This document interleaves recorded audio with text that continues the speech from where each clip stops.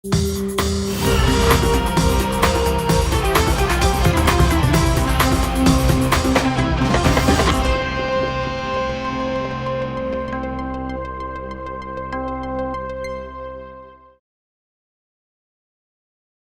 eu sou a Roberta Garcia e a Lei Maria da Penha me protege.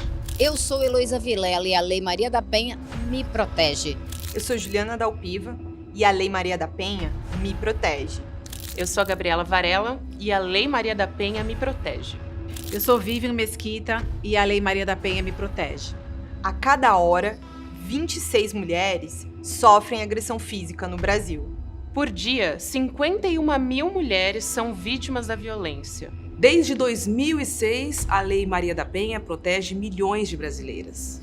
Maria sobreviveu à violência e dedicou a vida à busca por justiça. Ela estará no ICL em um encontro ao vivo e exclusivo para contar sua história de lutas. Será no dia 10 de março, um domingo, às 8 horas da noite. Garanta a sua vaga, vem com a gente.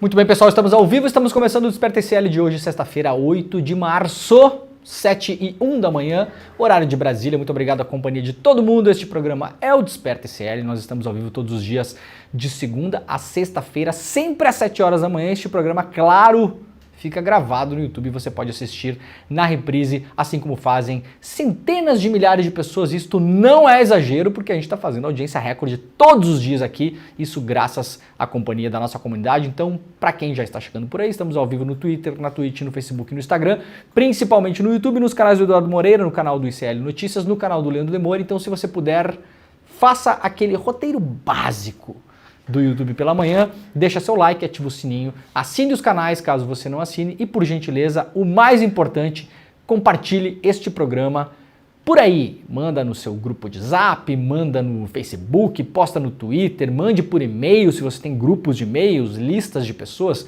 que debatem coisas por e-mail. Isso tá meio fora de moda, né? Eu tive várias delas. Você nunca teve isso, Pedro Falcão? Eu estou tendo uma alucinação do passado. Lista de debate por e-mail? É. Gente do céu, eu tive uma lista de debate por e-mail que durou uns 11 anos, eu acho. A gente acabou com ela, infelizmente, porque era super legal. Recebia 48 mil e-mails por dia, mais ou menos, mas funcionava super bem. Ainda tem gente que faz isso. Se você tem uma newsletter também, manda, pega o link aí, compartilha esse programa. A gente precisa crescer cada vez mais. Aliás, hoje é um programa que vocês não irão gostar, tenho certeza disso. Hoje, Pedro Falcão, prepare-se porque o chat vai bombar de críticas em relação ao que a gente vai falar aqui, mas é necessário, eu vou mostrar aqui todas as telas mais importantes da pesquisa Atlas, que saiu ontem, que confirma o que já vinha falando a pesquisa Quest, que saiu na semana passada. Como eu disse, eu tenho uma crítica em relação à pesquisa Quest, não eu, mas depois eu vi que várias pessoas fizeram essa mesma crítica, não é nada original, aliás. O meu amigo Reinaldo Azevedo falou a mesma coisa no programa dele. Eu não tinha assistido o Reinaldo, ele falou sobre isso também. A pesquisa da Quest foi feita no dia 25, 26 e 27, no calor do protesto do Bolsonaro na Paulista. Na minha concepção, que não sou cientista de pesquisa, mas me parece que isso interfere. É como você pesquisar o quanto a água de um rio é límpida, cristalina ou barrosa, né? No dia posterior a uma chuvarada. Para mim parece que tem interferência.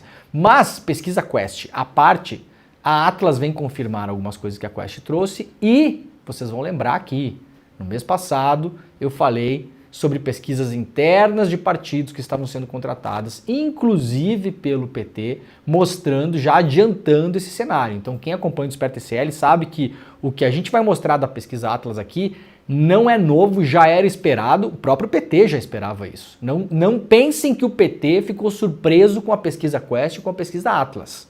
Não pensem, mas ela confirma, pode colocar um pouco mais de pânico aí na articulação política, faz com que o governo se movimente. Aliás, o governo já está se movimentando há um bom tempo, o Lula está fazendo diversas reuniões, marcou reuniões essa semana, inclusive com o Supremo Tribunal Federal, porque o governo vai tentar, entre aspas, dar uma pacificada, evitar solavancos esse ano aí, para tentar melhorar as coisas e tocar o governo adiante. O cenário não é bom, tá, gente? O cenário não é bom. Vamos dar a real aqui. Vamos dar real que esse programa serve muito para isso também. Então daqui a pouquinho a gente vai para as telas da pesquisa Atlas, vamos olhar juntos. Tem algumas poucas coisas que a gente pode analisar como positivas, mas tem muita coisa ruim. É uma fotografia de momento, não quer dizer nada para o futuro, mas é como a coisa está agora. Não por acaso o Bolsonaro foi para a rua, não por acaso está marcando mais manifestações. Nada está acontecendo por acaso, gente. Nada. Tem meses complicados pela frente. Muito complicados. E o governo tem dois problemas principais que eu vou falar sobre eles aqui também. Depois. Está fazendo um bom governo, essa nossa geringonça aí, né? Nossa grande concertação nacional, em muitas áreas sim. Mas tem um problema de comunicar o que está acontecendo. Isso é um dos problemas. O outro é um problema interno, a tal da articulação política, não se fala mais nela. Foi um grande tema de 2023, a articulação política, ou seja, a conversa do governo, principalmente com o parlamento, não funciona, não anda e tal, ela continua do mesmo jeito, não melhorou muita coisa. E isso interfere em muito do que a gente está vendo daqui para frente, do que a gente verá daqui para frente. Eu não acho que as coisas vão melhorar em termos de imagem, de percepção em relação ao governo diante da população brasileira. E se elas continuarem do jeito que está, a coisa fica muito mais difícil. Para todo mundo, inclusive. Tá? A gente vai falar sobre isso daqui a pouquinho. Hoje é um programa para não gostar. Tá bom? É um programa de chamar de senta aqui, vamos conversar. Esse é o programa de hoje. Senta aqui e a gente vai conversar. Tá bom? Mas tudo bem. Não precisa gostar. Se fosse só para a gente fazer oba-oba aqui, a gente ia passar o dia inteiro falando bem do governo e ia estar tudo certo, né? Mas não dá para fazer isso, né, gente? Porque aí vocês vão achar em outros lugares os que fazem isso. Aqui a gente não vai se prestar esse papel. Aqui a gente vai fazer um papel para dar o que está rolando mesmo e aí depois a gente senta na mesa aí do bar e resolve as nossas diferenças de opinião, porque trata-se um pouco disso, claro, mas a gente vai mostrar a ciência aqui, vai mostrar a pesquisa. Dá para confiar só nessa pesquisa? Não dá para confiar em nada. Também a gente não vai começar a fazer negacionismo de pesquisa aqui, porque eu me lembro quem fazia esse negócio e a gente não gostava também. E não é uma só. Já são 3 que apontam para o mesmo caminho. A primeira delas foi a Paraná Pesquisas lá atrás. Mas a Paraná Pesquisas, tudo bem, mas a Quest confirma a Paraná e a Atlas confirma as duas. Então, se a gente não acha que vale olhar isso, tudo bem. Então vamos esperar IPEC, vamos esperar Datafolha. Tudo bem, vamos esperar IPEC e Datafolha. E aí veremos se elas contrastam com essas 3 que a gente já tem na praça ou se elas vão no mesmo caminho. Eu acho que vão no mesmo caminho. Não saiu pesquisa ainda esse ano sobre opção de voto, que para mim vai ser a pesquisa definitiva da fotografia do momento. É aquela pergunta clássica, se as eleições fossem hoje, em quem você votaria neste momento? Essa é a tão aguardada pesquisa, que deve sair ainda no primeiro semestre. Os partidos já têm essas sondagens, tá, gente? Eu já vou falar sobre isso. Os partidos já têm essa sondagem. Quem não sabe somos nós. Alguma coisa a gente consegue saber, porque fala com uma pessoa aqui, uma pessoa lá, uma pessoa aqui. Foi o que eu fiz no mês passado. Falando com algumas pessoas, tendo ideia das pesquisas que foram contratadas por partidos, inclusive pelo PT. Eu já antecipei, para quem acompanha, o Desperta sabe disso, o programa está gravado. Eu já antecipei o que a Quest mostrou e o que a Atlas mostrou. A Quest foi um pouco mais dramática, teve mudanças bruscas de uma pesquisa para outra, mas aí eu reporto a pesquisa ter sido feita no dia 25, 26 e 27. Eles estavam ouvindo pessoas enquanto o Bolsonaro estava na Paulista. Eu acredito que isso influencia na pesquisa. Acho que é um ponto negativo da Quest, ter escolhido essas datas para fazer. Tá bom? Daqui a pouco a gente fala sobre isso. Bom, o vídeo que a gente mostrou no começo aí, vocês sabem, nós teremos um evento ao vivo, exclusivo e grátis, que vai trazer a Maria da Penha para falar ao vivo com vocês no estúdio do ICL, no domingo, às 8 horas da noite. Despertaicl.com.br, despertaicl.com.br é o link para você se inscrever. Faça a inscrição agora, porque depois vocês esquecem e aí na segunda-feira vem encher meu saco dizendo que esqueceu do programa. Que é o que acontece toda segunda-feira, posterior aos programas. Vem pedir reprise. Eu não sei se vai ter reprise, não cabe nem a mim essa decisão. Pode ter, pode não ter. Às vezes não tem reprise. Vai ser um evento espetacular, como são todos do ICL, com dezenas de milhares de pessoas assistindo ao vivo, como são todos os do ICL, e você não vai querer perder essa, tá? Hoje é o Dia Internacional da Mulher, comemora-se, entre aspas, na verdade é um dia de luta, é um dia importante. Aliás, para as próprias mulheres que falam aí que eu não preciso do feminismo, que não sei o que, esse dia ele é lembrado porque foi um dia de greve na Rússia, lá dos comunistas, Pedro Falcão. Não era comunista na época ainda, estava caminhando para isso já, né? Dos comunistas, para pedir direitos iguais para as mulheres, salários, direito ao voto. Então tem gente que vai votar hoje, curiosamente, vai votar lá em antifeminista. É paradoxal, né? Você está indo votar em antifeminista, mas você só está indo votar por conta da luta das feministas, sacou? Aí tem gente que não sabe disso. Então não é necessariamente um dia de comemoração. É claro que tem que se comemorar os avanços, mas tem muita coisa para andar ainda. Esse evento do dia 8 é um evento importante por isso também, e para ajudar a manter a imagem da própria Maria da Penha em pé, o que é super importante também, porque há sim uma maquinação, principalmente produzida pela empresa Brasil Paralelo, para destruir a imagem da Maria da Penha. 2 tentativas de assassinato pelo ex-companheiro, companheiro não, né? Pelo ex-marido, sei lá eu como é que se chama, e aí tá sendo tratado como assim, um cara que tem que ser ouvido também, coitado, né? Tem que ser ouvido. Ele, Brasil Paralelo, foi lá ouvir o cara, coitado, temos que ouvir o lado do cara. Parece meio mimimi essa coisa da Maria da Penha aí, esse é o tom da parada. Então domingo a gente vai trazer a Maria da Penha aqui ao vivo às 8 horas da noite. Faça a sua inscrição, o evento é gratuito. despertaicl.com.br, tá bom? A gente se vê lá no domingão. Muito bem, redes sociais do ICL são atacadas com fake news sobre Maria da Penha e o Edu Moreira rebateu lá. As redes sociais do ICL estão sendo atacadas com uma enxurrada de informações falsas sobre a Maria da Penha, a mulher que inspirou a lei que protege as mulheres de homens agressores. Os autores dos comentários tentam defender Marco Antônio Heredia, seu ex-marido e autor de várias agressões e 2 tentativas de homicídio contra ela. Uma delas a tiro, outra tentou eletrocutar ela no banheiro. Esse é o cara que tá virando o novo herói da extrema-direita no Brasil, é esse cara. Coitado, né? Um bonzinho, que exagero. Vocês são muito exagerados. Vamos fazer aqui um revisionismo histórico, né, Pedro Falcão?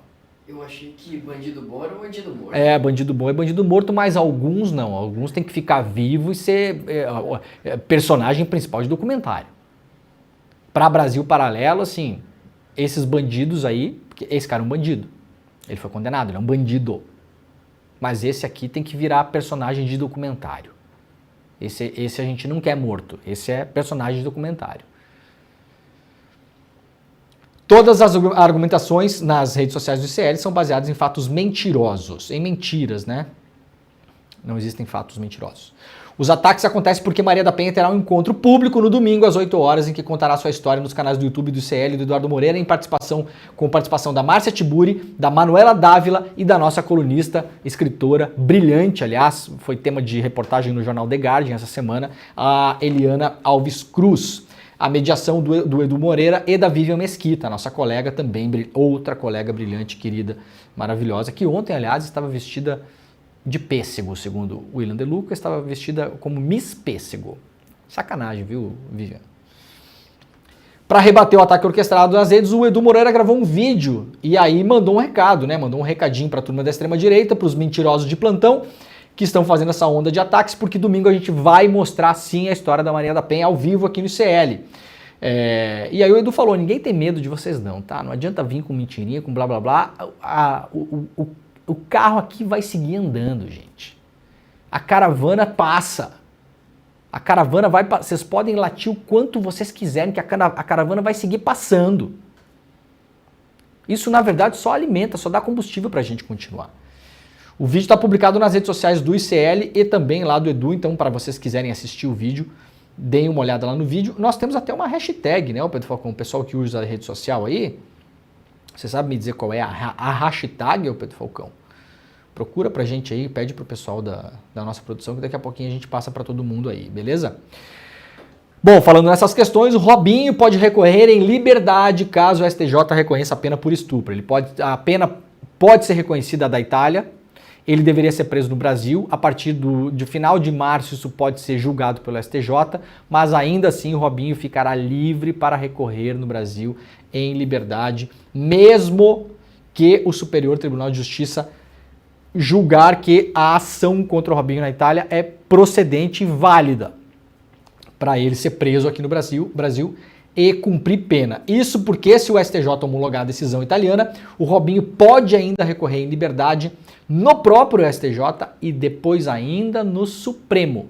Então teremos Robinho, estuprador condenado, livre e leve e solto no Brasil por algum tempo ainda, pelo menos. Lá na Folha de São Paulo, a Folha de São Paulo tem uma capa hoje toda dedicada a temas em relação ao Dia Internacional da Mulher. Metade das mulheres assassinadas no Brasil foi vítima de arma de fogo. Isso aqui é uma pesquisa do Instituto Sou da Paz, que aponta que o agressor, em geral, é uma pessoa próxima da vítima, porque quem agride mulheres, no geral, é familiar, marido, pai, irmão, tio, primo, é familiar, ou pessoa próxima, vizinho, uma pessoa muito ligada à família. As agressões contra as mulheres no Brasil, inclusive os feminicídios, acontecem em geral dentro de casa. Tá, família brasileira? Isso não é novo, aliás, né? E claro, as mulheres negras são as que mais sofrem, são 7 em cada 10 mortes. 70% das mulheres assassinadas no Brasil pelo fato de serem mulheres, é por isso que criou-se a tipificação penal feminicídio, porque a motivação num crime ela é importante. Vejam só, aliás, que curioso, né? Debate-se muito, né, na extrema-direita que não existe feminicídio. Não existe. Porque, afinal de contas, homicídio é homicídio. Assassinato é assassinato. Eu pergunto, quem defende isso? Na boa aqui. Na boa. Você é a favor, então, de despenalizar o latrocínio? Fica a pergunta no ar. O que é latrocínio, Pedro Falcão? Roubo seguido de morte.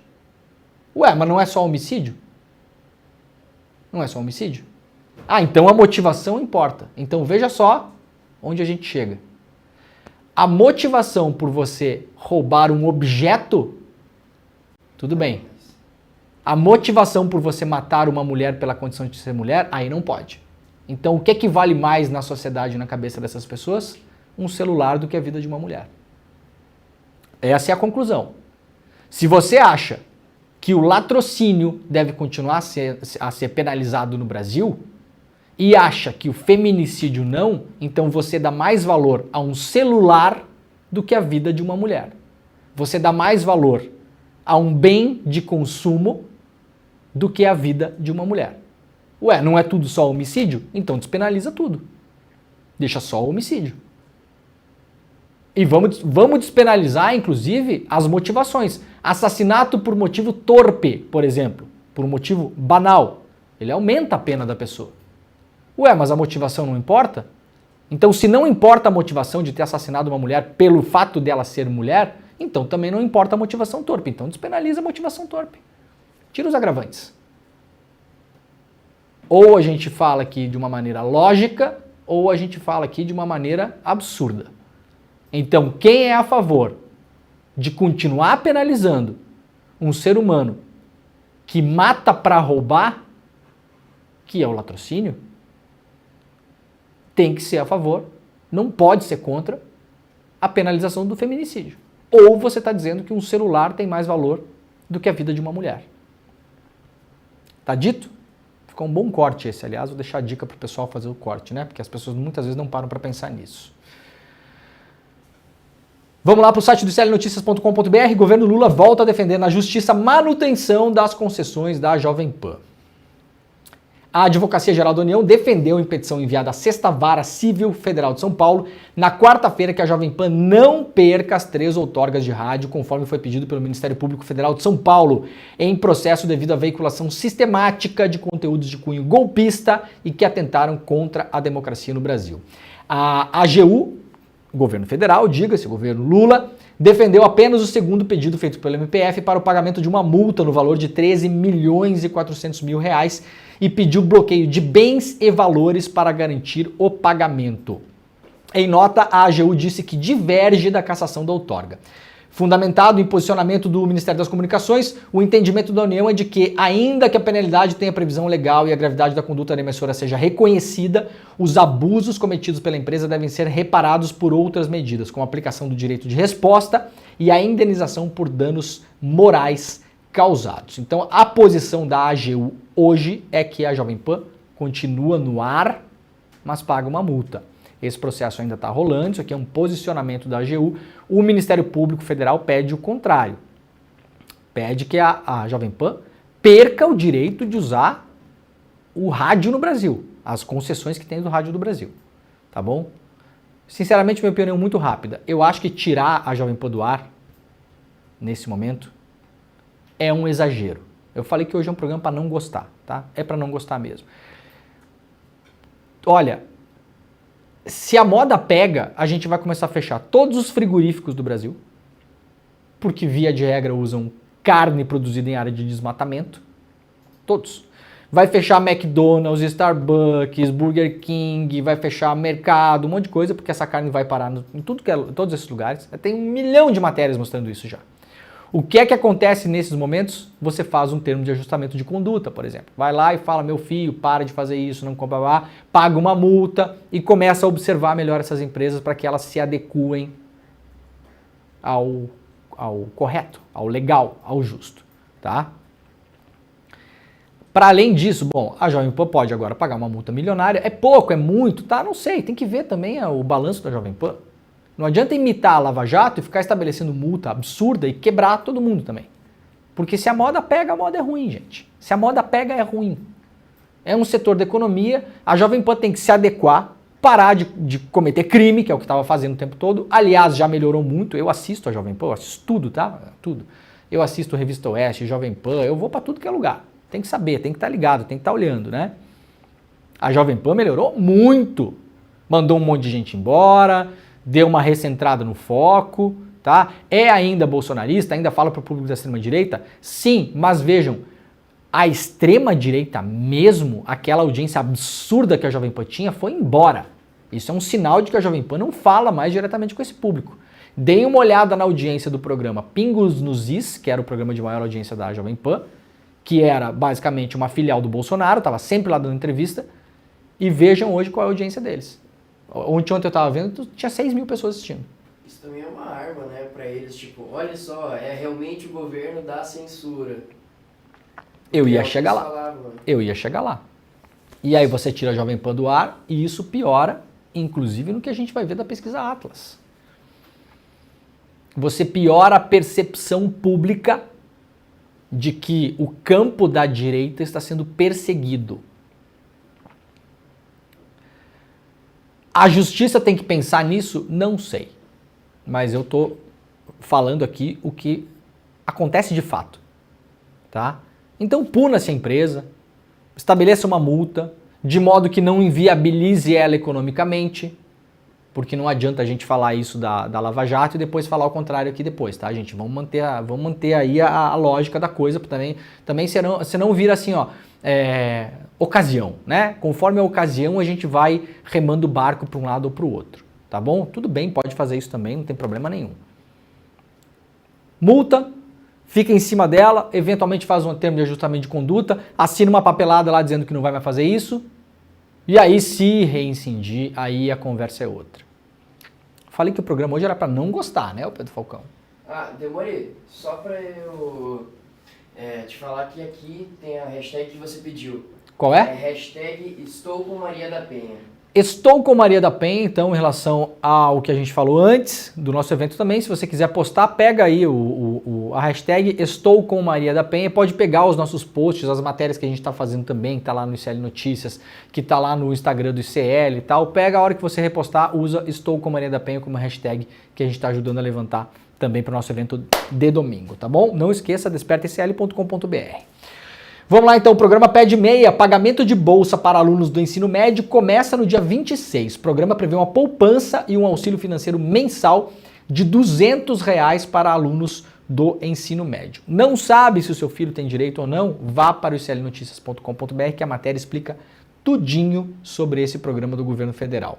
Bom, aqui eu queria mostrar só rapidamente, né, a capa da Folha de São Paulo realmente está hoje bastante temática, né, em relação ao Dia Internacional da Mulher, muitas matérias bem importantes, deem uma olhada lá se vocês tiverem um tempinho hoje. No Rio de Janeiro, para quem mora na cidade, começa a vacinar adolescentes de 13 e 14 anos contra a dengue. Público-alvo da campanha até então eram crianças de 10 a 12, então aumentou um pouquinho, antes era 10 a 12, agora 13 a 14 também, porque muita vacina está parando no posto. Então vá vacinar contra a dengue, é uma doença perigosa, pode matar. Não tem remédio, não tem remédio. Pegou dengue, tem que dar uma esperada para ver se o seu organismo dá um jeito na parada. Tem remédio para sintoma e tal, ajuda um pouco, mas não tem aquela coisa milagrosa que você pegou a doença, tomou, curou. Não tem. Se liga. Vacine-se. Em algumas cidades ainda tem na rede privada. Não todas, porque já expliquei aqui 1 milhão de vezes, vou falar pela última vez. Só tem um laboratório no mundo que produz a vacina chamada Kedenga, é uma vacina japonesa e não tem vacina para todo mundo no mundo. Não tem. Não tem estoque, o laboratório não consegue produzir. Bom, só para fazer uma comparação rápida aqui, teve um editorial da Folha de São Paulo ontem, que eu não consegui trazer para vocês, sobre o debate que o governo está fazendo agora para dar condições melhores de trabalho para os trabalhadores dos aplicativos de entrega. iFood, Uber, entrega e transporte, né? E aí a Folha de São Paulo fez um editorial ontem. Só faltou chamar o governo de comunista.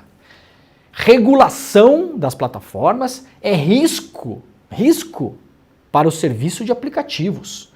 Lula age com afã sindicalista ao tratar de atividades inovadoras, cujo sucesso depende da flexibilidade das contratações.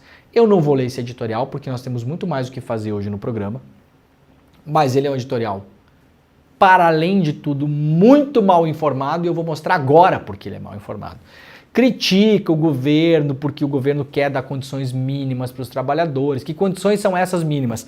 Que tem um pagamento mínimo por hora de trabalho, que você limite as horas que a pessoa pode ficar ao volante, inicialmente de 8 horas, se for com negociação sindical pode ser um pouco mais, tem gente que fica dirigindo Uber por 12, 13, 14, 15 horas. Isso é perigoso para a pessoa e para o passageiro e para as outras pessoas que estão no trânsito. Que a pessoa possa ter pausas remuneradas para comer, que ela possa usar banheiros em alguns lugares, porque tem gente que literalmente faz xixi em copo plástico no Uber. Essa é a situação atual no Brasil. Que a pessoa possa ter licença médica, possa ter aposentadoria, tudo isso está sendo discutido no Brasil para implantar. Ah, o Brasil é um país comunista.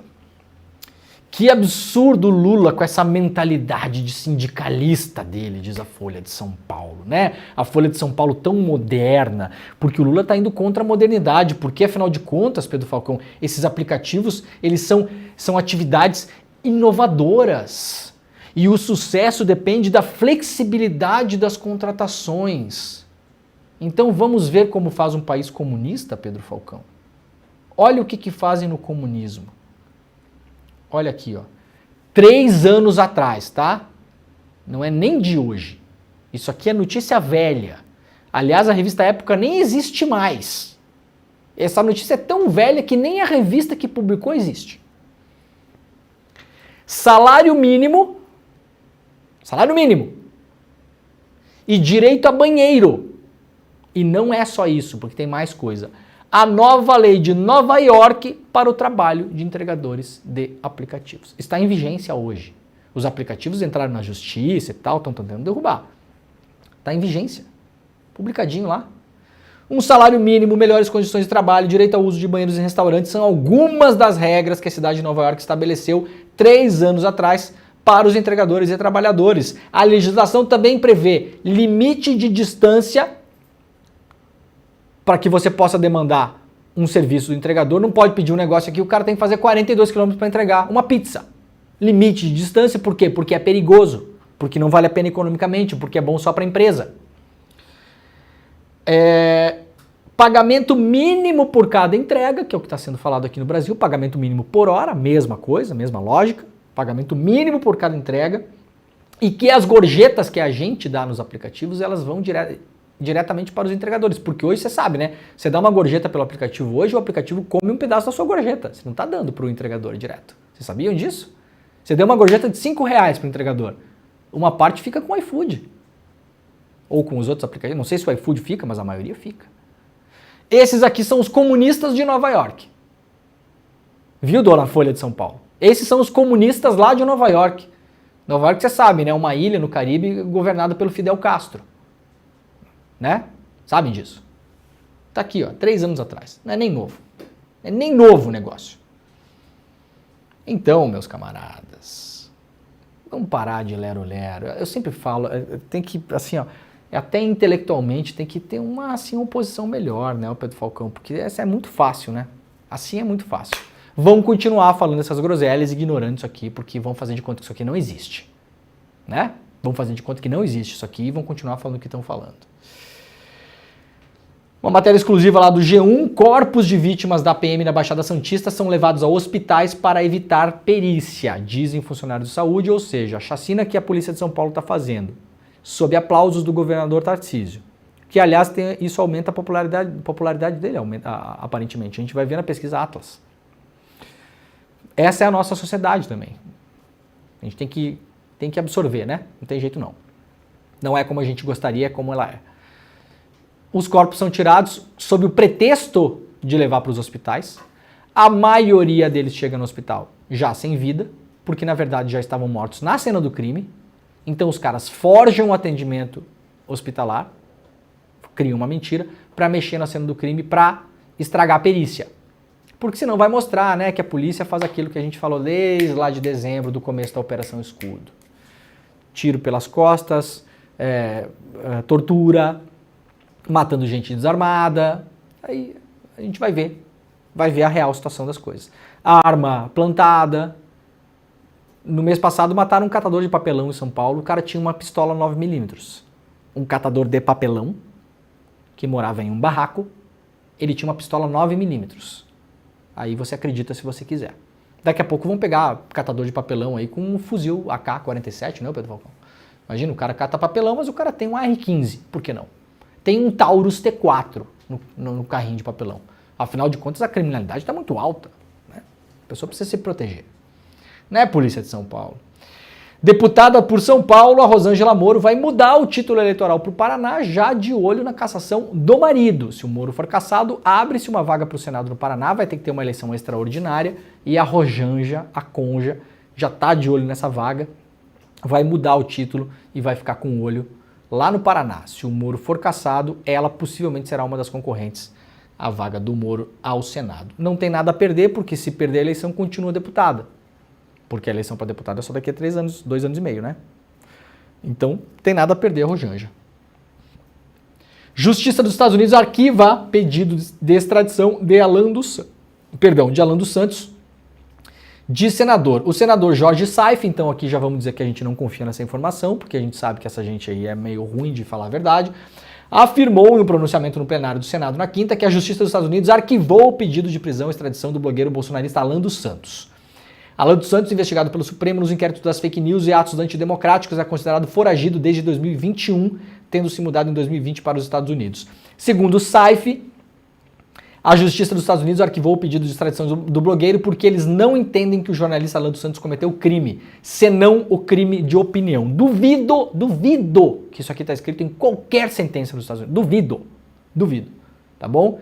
Então vamos deixar em suspenso, vamos esperar para ver se a gente tem uma apuração correta em relação a isso aqui. Tá aqui o Alan dos Santos, né? PGR dá parecer favorável à soltura de ex-assessor de Bolsonaro. Aqui a gente está falando do Felipe Martins, que está preso até agora, foi preso na última fase da Operação Tempus Veritatis. E agora a PGR, lá do procurador Paulo Gonet, deu parecer favorável à soltura do Felipe Martins. Ele foi preso no dia 8 de fevereiro pela Polícia Federal. A defesa do ex-assessor internacional da presidência afirma que o parecer da PGR considerou que a pretensão de relaxamento da custódia parece reunir suficientes razões práticas e jurídicas. Os advogados classificam que o parecer é uma acertada manifestação. Dessa maneira, aguardamos confiantes a decisão do excelentíssimo ministro Alexandre de Moraes, dizem notas os advogados João Vinícius Mansur, William Iliades Jansen e Ricardo Schaeffer. No inquérito da PF, o ex-assessor é suspeito de auxiliar Bolsonaro a criar a chamada minuta do golpe. Martins seria integrante do núcleo jurídico, grupo responsável por criar embasamento legal à tomada dos poderes. Qual que é o quiprocó desse negócio aqui? O Felipe Martins, ele era considerado, no momento que ele foi preso, foragido. Por quê? Por quê? O Guilherme Amado trouxe essa informação. Aliás, ontem o Eduardo Bolsonaro foi para a Câmara, teve um ataque de pelanca lá, falou do Guilherme Amado. Vou mandar um abraço pro Amado aqui, né? Que sofrer ataque nunca é legal. A gente já está acostumado, mas nunca é legal.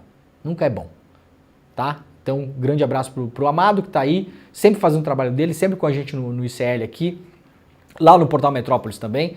E se está incomodando é porque está indo no caminho certo, né, Guilherme? Então fica de boa aí, vai dar tudo certo. A gente já está acostumado com isso também, né? Já nem dá mais bola para essa gente. O Eduardo foi lá falar que o Felipe Martins foi preso por causa de uma fake news do Guilherme Amado. Porque o Guilherme Amado teria publicado que o Felipe Martins tinha ido para os Estados Unidos. Ou seja, tinha feito imigração para fora do Brasil e não tinha registro da volta dele para o Brasil. Então, para o STF, o Felipe Martins estava ou poderia estar foragido. Então decretou-se a prisão para que ele fosse preso e voltasse ao Brasil. Essa foi a lógica da prisão. Acontece que o Felipe Martins estava no Brasil. E aí o Eduardo foi lá falar, não, eu estava aqui porque era só ter checado a imigração nos Estados Unidos. Por que vocês não checaram o border control, ou sei lá o quê, em vez de mandar prender o cara, porque iam ver que ele não está nos Estados Unidos? Bom, o Guilherme Amado publica algo divergente hoje aqui. A defesa do Felipe Martins divulgou na quarta-feira que a Procuradoria-Geral concordou com a soltura do influenciador digital. Os advogados teriam demonstrado à PGR que Felipe não viajou para os Estados Unidos em 30 de dezembro de 2022. Não é o que diz, porém, o governo americano. A Agência de Alfândega e Proteção de Fronteira dos Estados Unidos, a tal da Border Control, que é como falou ontem o Eduardo Bolsonaro, que vocês sabem, ele fala inglês porque ele fritou hambúrguer nos Estados Unidos. Vocês lembram dessa história? Ele tinha condições de virar embaixador do Brasil nos Estados Unidos porque ele tinha aprendido a falar inglês enquanto ele fritava hambúrguer lá. Não sou eu que estou falando, nem diminuindo quem frita hambúrguer. Longe de mim. Mas esse era o argumento na época. Então o Guilherme Amado traz uma informação dos Estados Unidos, que é a agência subordinada ao Departamento de Segurança Interna, e informa em seu site, ou seja, uma informação oficial, que Felipe Garcia Martins Pereira entrou nos Estados Unidos via Orlando. O Guilherme Amado, ao investigar os passos do Felipe Martins no ano passado, obteve a informação da entrada em Orlando no site dessa agência e na quinta-feira teve acesso novamente aos mesmos dados. O site emite um documento chamado I-94, produzido pelo Departamento de Alfândega e Proteção de Fronteira dos Estados Unidos. O I-94 inclui dados como histórico de viagens, entradas e saídas de estrangeiros do país. Então tá aqui, ó.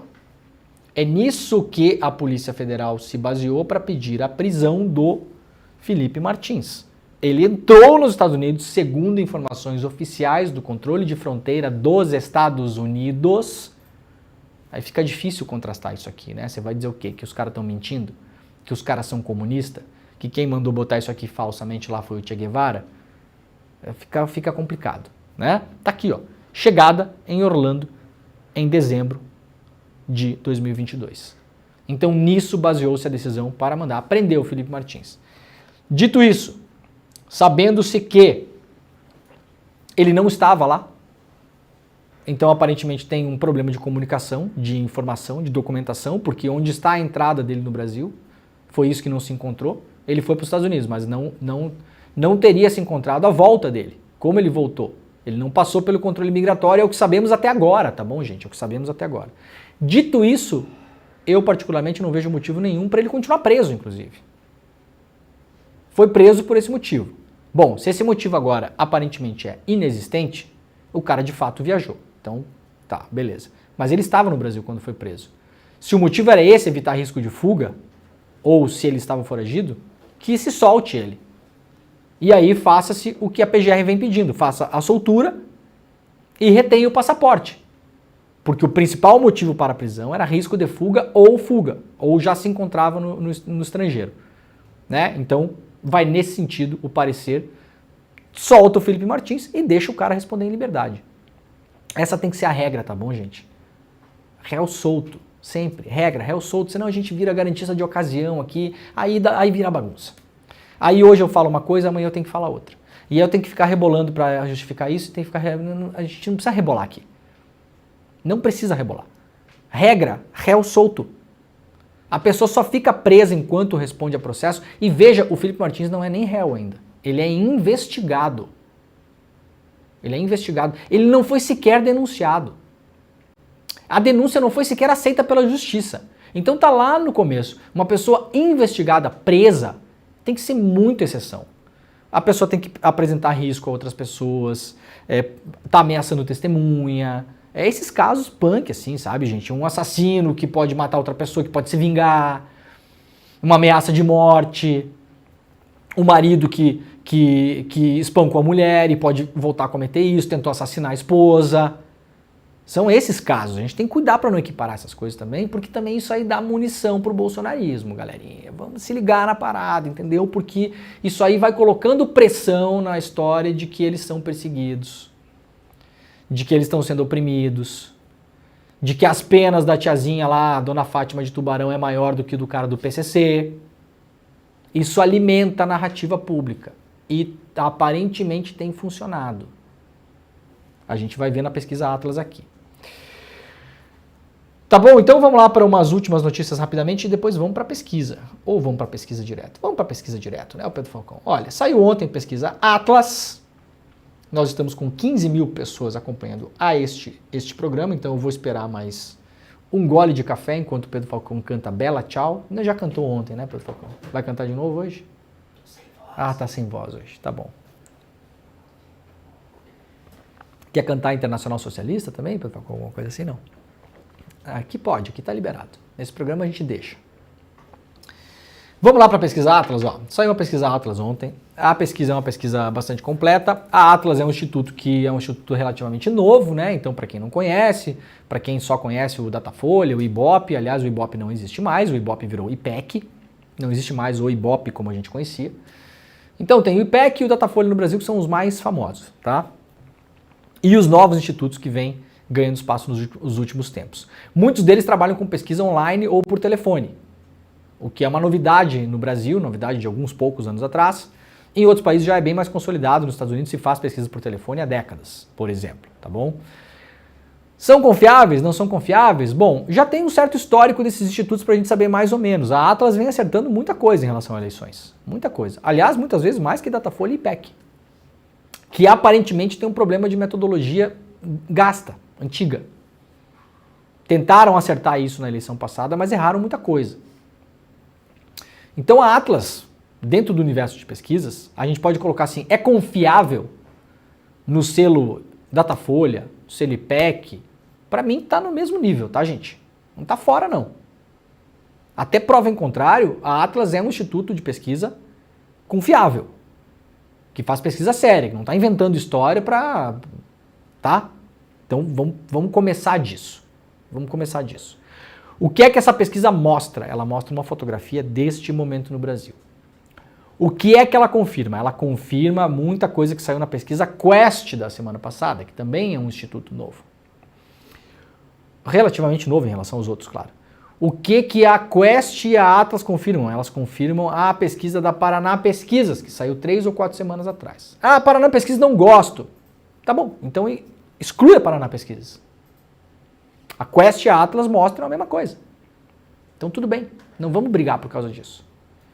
E o que é que essas três confirmam? Elas confirmam o que eu já tinha trazido para vocês aqui no mês passado. Pesquisas internas contratadas pelos partidos, que são feitas com muito mais frequência, às quais nós não temos acesso, já apontavam essa onda que estava por vir aqui. Tanto já apontavam que o Bolsonaro, que estava quieto em casa, sem encher muito o saco, foi para a rua. Gente, não há mais partido político no Brasil e no mundo há muitos anos que não que trabalhe sem ciência. Os caras só se mexem baseado em pesquisa. Volta e meia tem um improviso, mas no geral não. Se mexe por pesquisa. O Bolsonaro não foi pra rua porque ele quis. Ele foi pra rua porque era o momento de ir pra rua. A coisa começou a virar. A reprovação dele começou a cair. A aprovação dele estabilizou no mesmo nível que estava no ano passado.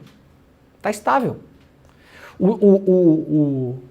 As pessoas que aprovam e desaprovam o Bolsonaro está quase ali no empate técnico. Piorou muito para ele e depois foi melhorando. E o Bolsonaro não sai mais da rua. Esteve no Rio Grande do Sul essa semana, numa feira do agro. Possivelmente vai fazer eventos como fez lá em São Paulo, vai fazer em Belo Horizonte, vai fazer no Rio de Janeiro. O Bolsonaro não sai mais da rua. Esse ano é um ano eleitoral. O Bolsonaro está na rua. Não sai mais. Podem escrever o que eu estou falando para vocês aqui. Só se tiver uma mudança absurda de cenário. Vamos lá para a Atlas, então. O que mostra a Atlas? A aprovação do Lula. Para a gente começar aqui. Você aprova ou desaprova o desempenho do presidente Lula? A aprovação ainda é maior, tá, gente? 47,4% aprova, 45,9% desaprova. Ainda é maior. Mas vejam como está chegando. E a aprovação está caindo. Isso aqui é a aprovação do Lula. Vamos lá para a aprovação do Lula. A avaliação do Lula. Olha aqui, ó. Ela vinha 50, 53, 52, 51, 52, caiu para 47. E a desaprovação, que estava em 43, subiu para 46. Ah, é pouco, é mais ou menos na margem. Tudo bem, é pouco, mais ou menos na margem, mas ela vinha se mantendo aqui, ó. Isso aqui é desde janeiro, ó, de 2023. Então a gente está falando de mais de um ano atrás, olha aqui, ó. Ela vinha se mantendo, ela encostou um pouco mais no final do ano, abriu e agora voltou a fechar mais do que jamais esteve. Veremos se na próxima o Lula volta a ter aprovação maior ou se isso aqui vai cruzar as linhas. A gente tem que esperar. Tá? É dramático? Não é dramático, mas como você avalia o governo do presidente Lula? Então uma coisa é você avaliar o Lula. O Lula, o que você acha do Lula? Gosto do Lula. Acho um cara legal. Beleza. Mas como você avalia o trabalho do Lula? O trabalho do presidente Lula? Ruim e péssimo é maior do que ótimo ou bom. 40,6% acham que ruim e péssimo é o governo do Lula e 38,1% acham ótimo ou bom. Regular, 18%. Então o Lula, ele, como ativo público, ele é mais bem avaliado do que o seu trabalho, do que o seu governo. Isso é comum, tá, gente? É a mesma coisa que você falar, gosto do fulano, mas o que você acha ele no trabalho? No trabalho não gosto, acho que ele trabalha mal. Mas ele é uma pessoa legal, é ótimo sair com ele no final de semana. Mas no trabalho acho que manda mal. Tá? Tô fazendo uma analogia aqui para vocês entenderem, porque muitas vezes não dá para entender, mas o Lula tá aprovado ou reprovado? O Lula, figura pública, no geral as pessoas gostam mais, tá ali na margem, mas tá aprovado. O governo está reprovado, segundo pesquisa Atlas. Vamos lá para mais aqui. Avaliação do governo Lula na série temporal, veja só. Vinha com um melhorzinho, né? Em novembro as linhas se cruzaram, depois voltaram, a aprovação voltou de ótimo bom, ganhando ainda, e agora cruzou de novo. O ruim e péssimo está na frente do ótimo bom. Isso aqui pode permanecer um tempo histórico desse jeito. Mas vamos ver se a coisa está apontando para esse caminho ou não. Como você avalia o desempenho do governo federal em cada uma dessas seguintes áreas? Isso aqui é crucial. Isso aqui eles separaram aqui, ó, direitos humanos, redução da pobreza, relações internacionais, meio ambiente, investimento, educação, turismo, agricultura, saúde, moradia, política industrial, transporte, justiça e combate à corrupção, responsabilidade fiscal, segurança pública. Isso aqui estão todas as áreas. Como as pessoas avaliam o governo Lula, dessa vez aqui, o governo em todas as áreas. Vejam que em relação à pesquisa anterior da Atlas, todas pioraram. Todas. Todas as áreas do governo estão mais mal avaliadas do que estavam da última vez. A que menos piorou, piorou 5%, que foi na agricultura. A que menos piorou. De resto, gente, é de 8, 9 para cima. Tem área que piorou 34%, 25%, 42% de segurança pública. Não por acaso, depois da saída do Flávio Dino, que eu acho que tem influência, tá? Tem gente que acha que não tem, eu acho que tem. Em termos de comunicação pública. Piorou, então tá tudo pior. Qual que é a projeção para o futuro? É melhorar a popularidade do Lula? É melhorar a aprovação do governo ou piorar? Vocês acham que isso aqui vai melhorar rápido? Tá tudo, todas as áreas tá pior. Como você avalia o desempenho do governo federal em cada uma das seguintes áreas? Tá aqui, ó. Tudo piorou. O melhor ponto foi lá em novembro. Depois, olha aqui, ó, janeiro, março, tudo piorou. Relações internacionais, meio ambiente, justiça, responsabilidade fiscal, direitos humanos, segurança pública, tudo. Segurança pública é o verde aqui, ó. Olha como caiu. Olha como vem caindo. Comparação com o governo anterior. Isso aqui é a única tela talvez boa para o governo Lula. As pessoas comparam o governo Lula com o governo Bolsonaro em todas as áreas. O governo Lula se sai melhor que o governo Bolsonaro em todas as áreas, tá? E isso aumentou, inclusive. Conforme o tempo passa, as pessoas têm a percepção de que o governo Lula é melhor que o governo Bolsonaro. Mas quando as pessoas comparam o governo Lula com o próprio governo Lula, ou quando elas comparam o governo Lula com a expectativa que elas tinham em relação ao governo Lula, É aí que a coisa fica feia. Então, não é vantagem nenhuma você dizer que as pessoas acham o seu governo melhor do que o pior governo da história do Brasil. Ah, mas o Lula tá melhor que o Bolsonaro. Sim, gente, claro. O Grêmio tá melhor que o Ibis também. E daí, né, Pedro Falcão? Nossa, mas se as pessoas acham que o Grêmio tá melhor que o Ibis. Não parece ser uma grande coisa, né? É isso aqui, ó. A gente tá comparando o governo Lula com o Ibis. Tá? Então, é uma tela boa? É. Mas ela fala mais sobre o passado. Não joga muito pra frente essa tela. Não joga muito a favor, na verdade. Vamos lá para o outro pedaço aqui. Quais são, na sua opinião, os maiores problemas do Brasil hoje em dia? E aqui é que o bicho pega. Para quem está só nos ouvindo, eu vou relatar o que está acontecendo aqui. Temos um gráfico com todos os problemas que as pessoas podem apontar no Brasil. Corrupção, pobreza, mau funcionamento da justiça, economia e inflação, extremismo e polarização política, situação da saúde, enfraquecimento da democracia, situação da educação, tudo isso. Tá? Quais são os 2 principais problemas do Brasil hoje? Criminalidade e tráfico de drogas para 60% das pessoas é disparado. E corrupção, 58,8% das pessoas. O que vem em terceiro lugar, que é pobreza, desemprego e desigualdade, fica com 20% só. De novo, gente, isso aqui é percepção dos problemas, não são os problemas reais. A gente sabe e pode ter certeza que salário, pobreza, né, economia, inflação são problemas reais muito maiores do que tráfico de drogas. Porque tráfico de drogas pega principalmente grandes metrópoles, grandes cidades. A imensa maioria dos municípios do Brasil não tem um problema de tráfico de drogas que afeta a pessoa no dia a dia dela. Não tem. Não tem mesmo. Para a maioria das pessoas não é assim uma coisa presente. O pior problema da pessoa hoje é salário, é seguro-saúde, é ter um emprego melhor, é renda, é conseguir financiar uma casa.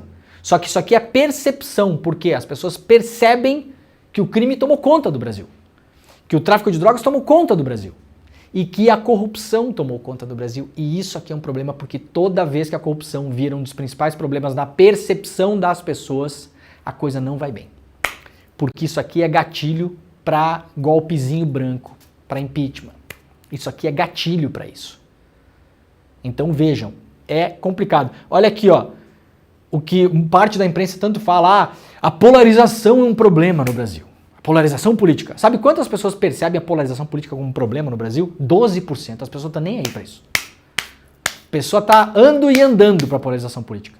Tá bom? Isso não é um problema, é só na cabeça de alguns analistas que é um problema esse negócio. Enfraquecimento da democracia, grande pauta da esquerda de hoje, ó. Olha aqui, ó. Querem fazer passeata para ir para a rua para defender a democracia. Sabe quantos por cento da população está preocupado com isso? 12%. Eu não estou dizendo que não é importante. Deus me livre de dizer isso. Eu estou dizendo que a percepção das pessoas não é essa. 12% das pessoas se engajariam em qualquer coisa relativa à democracia. Esse é o retrato do país também, né, gente? Como avalia a situação econômica do Brasil? Nesse momento, 53% acham ruim, 28% acham boa, 19% acham normal. Vejam só como ela foi melhorando até mais ou menos setembro, estabilizou e só piora. Em janeiro piorou, março piorou. Então, mesmo que o PIB cresça, deixa eu ver que horas são aqui, mesmo que o PIB cresça, cresceu aí 3%, que é bom, é legal, é ótimo, melhor do que as expectativas, mas não é excelente. Excelente é um PIB de 7, 8, 9, 10. Isso é um PIB excelente. 3% é um PIB legal. Tá? PIB não necessariamente bota dinheiro no bolso da pessoa. Sabia, Pedro Falcão, se você cair de moto hoje, você melhora o PIB do Brasil? Sabia? Ou se eu cair de moto, né? Quando eu voltar para casa. Você melhora o PIB do Brasil, na prática. Vai para o hospital, vai ter gasto, vai comprar um negócio, vai pagar... Você melhora o PIB, você gira a economia. O PIB se alimenta disso também. Sabia que se botar mais agrotóxico na lavoura, melhora o PIB do Brasil? Melhora. Sabia que se desmatar a Amazônia inteira e plantar tudo soja, vai melhorar o PIB do Brasil? Vai melhorar, vai crescer 250.000% o PIB. Então não quer dizer muita coisa, né? O PIB isolado. PIB não conversa com a pessoa no dia a dia. Ninguém come PIB, né? Qual a sua expectativa para a situação econômica do Brasil e do mercado de trabalho daqui a 6 meses? E qual a expectativa para a situação econômica da sua família? Isso aqui pode representar um pouquinho de alento para o governo, porque as pessoas ainda estão mais esperançosas do que desesperançosas e a esperança aumentou. Então, gente, a população que votou neste governo, ela ainda tem esperança de que ele entregue o que ela gostaria que ele entregasse. Vejam, a comparação das pessoas para dizer que o governo hoje está mal, ela não é com o governo Bolsonaro. Quando enfrentadas, as pessoas falam, não, o governo Lula é melhor que o governo Bolsonaro. Em todas as áreas. Eu já mostrei aqui. O governo Lula só não é melhor do que a expectativa que nós tínhamos em relação ao governo Lula. Então é uma comparação com ele próprio. E nesse buraco a extrema-direita vai bater e vai navegar. No Congresso e fora dele. Esse é o momento de perigo e atenção que a gente está. Olha aqui, ó. Qual a sua expectativa para a situação econômica do Brasil daqui a 6 meses? Variou na média, né? Tá aqui, ó, 52, 50, tá caindo um pouquinho, mas o número de pessoas que acham que vai piorar tá crescendo rápido. O problema é que se isso aqui vira, a gente perde a mirada de futuro, ou seja, a pessoa já não tá gostando do governo hoje e ela acha que vai piorar ainda por cima. Então a gente ainda tá numa situação em que a pessoa não está gostando do governo hoje, mas ela tem esperança de que pode melhorar. Ou seja, ela ainda tem esperança de que o governo possa trabalhar para melhorar. E vamos lá para a última tela. Você tem uma imagem positiva ou negativa desses líderes? Essa tela é importante. Vejam só, o Lula tem uma imagem positiva para 47% das pessoas e 49% tem uma imagem negativa. Piorou 2%, tá? Os outros todos são piores do que o Lula. Então, o Lula ainda é o que tem na média uma imagem melhor perante a população. Mas vejam o que aconteceu aqui. Vamos pegar esses personagens. O Lula está em primeiro, tá? Tarcísio em segundo. Cresceu 15% o Tarcísio jogando parado. O Tarcísio está jogando parado, batendo palma para a Polícia Militar de São Paulo que está cometendo uma chacina. O Tarcísio está jogando parado. Ele cresceu 15%. Foi o único que cresceu. Aliás, todos os outros perderam a avaliação. Então vamos lá. Primeiro está o Lula. Vamos pegar os 10 primeiros? Segundo está o Tarcísio. Terceiro melhor bem avaliado, Michele Bolsonaro. Quarto melhor bem avaliado, Jair Bolsonaro. Vejam que a diferença entre o Lula e o Bolsonaro não é tão grande, gente. O Bolsonaro está no pior momento dele de ataque público em relação ao processo judicial, polícia, busca e apreensão. Pior momento. E mesmo assim não cede. Não cede a aprovação dele. Quarto lugar, a Marina Silva. Quinto lugar, o Zema. Sexto lugar, o Tebet. Sétimo, o Haddad. Oitavo, o Alckmin. Depois a Janja. E aí vem Rui Costa, Moro, Rodrigo Pacheco, Ciro Gomes, Eduardo Leite e Arthur Lira. Então, se a gente pegar aqui no top 10, 1, 2, 3, 4, 5, 6, 7, 8, 9, 10, até a Janja aqui, ó, a gente vai ver que tem 1, 2, 3, 4 que são aqui de direita / extrema direita, tá? Todos os outros são ligados ao governo. Isso aqui é bom, porque é o Alckmin, é a Simone Tebet, é o Haddad e tal, não sei o quê. Só que, detalhe, todos vêm piorando. E do top 5, 1, 2, 3, 4, 5, do top 5 tem o Lula e a Marina em quinto. Os outros 3 é o Tarcísio, a Michele e o Bolsonaro.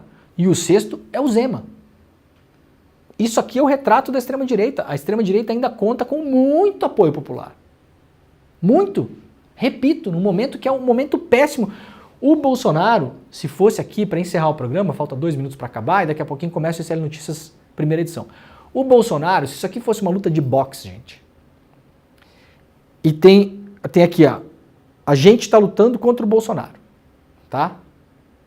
O Bolsonaro está naquele momento da luta que a gente está há 5 rounds só batendo nele, sem tomar nenhum golpe. A gente já deu cruzado, gancho e direto e tudo. O Bolsonaro já foi para a corda umas 8 vezes, mas nem abriu contagem. Essa é a imagem pública, a percepção pública da população hoje em relação ao Bolsonaro. A história da vitimização vai perdurar? Não sabemos, mas ela está funcionando. Ela está funcionando. Quando você tem vários ataques contra o Bolsonaro, de vários lados, e a coisa de fato não anda, não tem um desfecho, Eles estão tentando inverter essa história para mostrar que o Bolsonaro é um perseguido. Vai funcionar no longo prazo? Não sabemos. O negócio é que o cara está em pé. E o Tarcísio está ali. E a Michelle está ali. E o Zema está ali. E se botar outros personagens vai aparecer mais gente aqui. Posso apostar. Tá? Então é um momento delicado, um momento de atenção. Os dois problemas principais do governo hoje, na minha visão, e o governo sabe disso, e muita gente sabe disso, não estou falando nada de novo. A tal da articulação política, sabido. A conversa entre o governo e a Câmara e o Senado, ela melhorou um pouco, mas não é azeitada, não é 100%. Tem muita pressão em cima do Lira e do Pacheco, muita pressão da base da direita, do centrão, da extrema-direita, para fazer barbaridades na Câmara. Estou dizendo que o Lira é bom? Não, mas estou dizendo que o Lira, em alguma medida, está segurando algumas coisas ali que eu já estou sabendo também. Que se dependesse dos amalucados da Câmara, o bicho ia comer. É anistia, é ir para cima do STF, é um monte de coisa. Tem muita pressão. Se isso aqui piorar, piora a situação de todo mundo. E outro problema crucial do governo Lula, nesse momento, que faz coisas em várias áreas incríveis, desenrola, poupança para aluno do ensino médio, um monte de coisa acontecendo. Um monte. O governo, ele tecnicamente não é ruim, mas o governo não sabe se comunicar. As pessoas não sabem o que está sendo feito no governo. Isso é um fato. A informação não chega, não convence, não explica. Não chega ao povão. O governo Lula não tem um ministro que fale com o povo. Sai na rua e pergunta para as pessoas o nome de 3 ministros do governo Lula, eu duvido que a pessoa saiba responder. O único que tinha era o Flávio Dino. Foi embora. Assumiu o Lewandowski. Alguém mais ouviu falar em Ministério da Justiça? Nem a gente aqui mais fala. Acabou o Lewandowski. Acabou o Ministério da Justiça. O Dino era o único que estava fazendo comunicação popular, falando de combate ao crime, de criminalidade, falando com as pessoas. Único. Então hoje o governo, em termos de comunicação popular, é um exército de um homem só. Chama-se Luiz Inácio Lula da Silva, que eu acho até mesmo que o discurso público do Lula hoje não chega mais no coração do povo como chegava no passado. Eu acho que chega menos, com menos intensidade. Tá? Muito bem, atrasamos um pouquinho. Me desculpa, Vivian, me desculpa, William. Tá bom? Eu amo vocês, mas eu precisava terminar aqui. Tá começando agora esse Notícias primeira edição. A gente se vê na segunda-feira, às 7 horas da manhã. Tchau. Faltam 2 dias para o nosso encontro com Maria da Penha, ativista e defensora dos direitos das mulheres. Nossa aula é neste domingo, às 8 horas da noite, no horário de Brasília. Não esqueça!